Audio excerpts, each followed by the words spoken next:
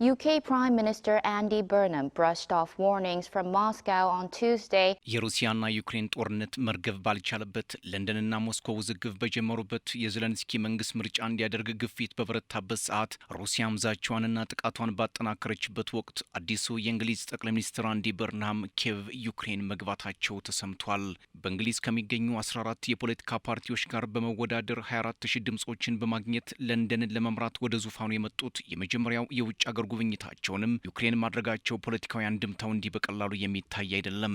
አንድም ለንደን በየትኛው ማዕበል ውስጥ ዩክሬን እንደማትተዋት ለመግለጽ፣ አንድም የቀድሞው ጠቅላይ ሚኒስትር ኪር ስታርመር አስተዳደር ያጎደለውን ለመሙላት፣ አንድም ዋሽንግተን ለዩክሬን የጦር መሳሪያ ለመርዳት የምታደርገውን ዳተኝነት ለዩክሬን ስጋት ስለሆነ፣ አሊያም አሁን ላይ ሞስኮና ለንደን ውዝግብ ውስጥ መግባታቸውን ተከትሎ የሩሲያን ዛቻ ለማጣጣል ይመስላል በርንሃም ኪየቭ ገብተዋል። ጠቅላይ ሚኒስትር አንዲ በርንሃም የመጀመሪያም የውጭ አገር ጉብኝታቸውን ወደ ዩክሬን ማድረጋቸው ሀገራቸው ለዩክሬን የምታደርገውን ወታደራዊና ዲፕሎማሲያዊ ድጋፍ አጠናክራ የምትቀጥል መሆኗን ያመላክታል ተብሏል።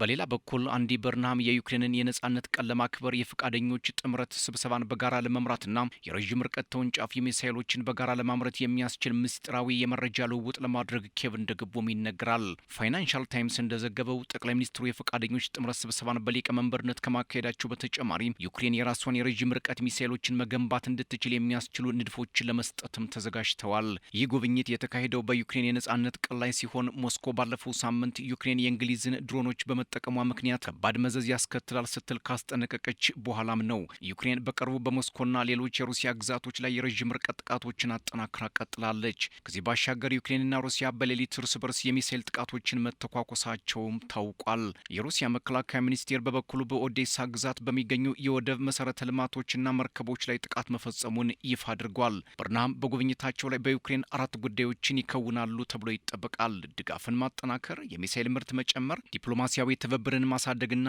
የዩክሬንን የነጻነት ቀን ማክበር ናቸው። ይህ የበርንሃም ጉብኝት በለንደን በኩል ለኪየቭ የሚደረገው ወታደራዊ፣ ኢኮኖሚያዊና ዲፕሎማሲያዊ ድጋፍ የፖለቲካ አመራር ለውጥ ቢደረግም እንኳ ሳይናወጥ እንደሚቀጥል የሚያረጋግጥ እንደሆነ ምልክት የሰጠ ነው ተብሏል። ይህ የዩናይትድ ኪንግደም የውጭ ጉዳይ ፖሊሲ ለዩክሬን ደህንነትና ለቀጠናው ዘላቂ ሰላም የሚሰጠውን ከፍተኛ ትኩረት ያሳያል ይላሉ ተንታኞች። አዲሱ የእንግሊዝ መንግስት አመራር ለዩክሬን የሚደረገው ድጋፍ ለጊዜው ብቻ ሳይሆን ሀገሪቱ ሉዓላዊነቷንና ግዛታዊ አንድነቷን እስከምታስከብርበት ጊዜ የሚዘልቅ መሆኑንም ለዓለም አቀፉ ማህበረሰብና ለኪየቭ አስተዳደር አረጋግጧል። ይህ አስተያየት ለክሬምሊን ባለስልጣናት ትልቅ የማንቂያ ደወል ሊሆን እንደሚችልም ፖለቲከኞች ይገልጻሉ። የዩናይትድ ኪንግደም የመከላከያ ትጥቅ አምራች ድርጅት ለረዥም ርቀት ሚሳይሎች የሚያገለግሉ ምስጢራዊ የቴክኒክ መረጃዎችን ለዩክሬን እንዲያካፍል ፍቃድ መስጠቱ ሞስኮን መንካቱ እንደማይቀርም ግልጽ ነው። ይህ ውሳኔ ዩክሬን በግዛቷ ውስጥ እነዚህን ሚሳይሎች እንድትገነባና የማምረት አቅሟን እንድታሳድግም ይረዳል። ለኪየቭም የጦር መሳሪያ ምርቷን ለመጨመርና የመከላከያ አቅሟን በዘላቂነት ለማጠናከር የሚደረገውን ጥረት በእጅጉም ያግዛል። ከዚህ ጉብኝት ጎን ለጎን ከተለያዩ ሀገራት የተወከሉ ሚኒስትሮችና ከፍተኛ ዲፕሎማቶች ስብሰባ ያደርጋሉ። ዋና ዓላማውም ለዩክሬን የሚደረገውን ወታደራዊ፣ ስትራቴጂካዊና የቴክኒክ ድጋፍ በቅንጅት ማፋጠን ላይ ያተኮረ ነው። ዩናይትድ ኪንግደም በፈረንሳይና ዩክሬን የጋራ ትብብር በሚደረገው ስካልፕ የተሰኘ ረዥም ርቀት ክሩዝ ሚሳይል ለማምረት የሚያስችሉ የብሪታንያ ቴክኖሎጂዎችንና ሚስጥራዊ መረጃዎችን ኤምቢዲኤ ለተሰኘው የአውሮፓ ሚሳይል አምራች ኩባንያ እንድታካፍል መፍቀዷን በሩሲያና ዩክሬን መካከል ያለው ጦርነት እንዲህ በቀላሉ የሚቆም አለመሆኑን አመላካች ነው። ከዳውኒንግ ስትሬት የወጡ መረጃዎች እንደሚያመላክቱት ይህ ውሳኔ የፈረንሳይና የብሪታንያ ቴክኖሎጂዎችን አጣጥሞ ለያዘው ለዚህ ሚሳይል ሁለቱ ሀገራት በጋራ የማምረቻ መስመሮችን ለመዘርጋት የሚያስችላቸውን መንገድ የሚያመቻች ነው። ጠቅላይ ሚኒስትር በርንሃም የዩክሬን ደህንነት የእኛም ደህንነት ነው፣ ብሪታንያ እስከተፈለገው ጊዜ ድረስ ከዩክሬን ጎን ትቆማለችም ሲሉ ተደምጠዋል። በፈረንጆቹ 2022 ሩሲያ በዩክሬን ላይ ሙሉ ጥቃት ከጀመረችበት ጊዜ አንስቶ ብሪታንያ ወታደራዊ፣ ኢኮኖሚያዊና ዲፕሎማሲያዊ ድጋፎችን በማቅረብ ከዩክሬን ጎን ከቆሙ ዋና ሀገራት አንዷ ሆናም ቀጥላለች። የሩሲያን ጥቃት ተከትሎ ለዩክሬን የምዕራባውያን ቴክኖሎጂ ውጤት የሆኑ የጦር ታንኮችና ረዥም ርቀት ሚሳይሎችን ለመስጠት እቅዷን ይፋ ያደረገችው የመጀመሪያው ሀገርም ብሪታንያ ነበረች። ሀገሪቱ እስካሁን ድረስ 34 ቢሊዮን ዶላር በላይ የሚገመት ወታደራዊና ሰብአዊ ድጋፍ ለማድረግም ቃል ገብታለች።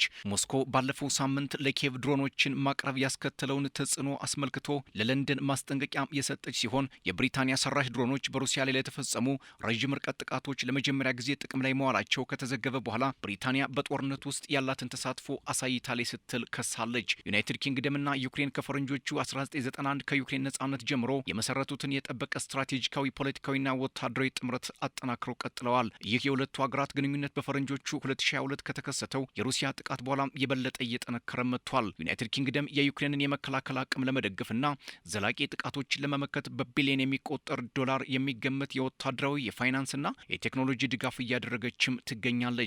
ዛሬም በርንሃም ይህን እንደሚቀጥሉ አስታውቀዋል። ግን ይህ የጠቅላይ ሚኒስትሩ ለዩክሬን ብረሳሽ ቀኝ ትርሳኛ አካሄድ ለክሬምሊን ባለስልጣናት ስጋት ማስቀመጡ አይቀርም።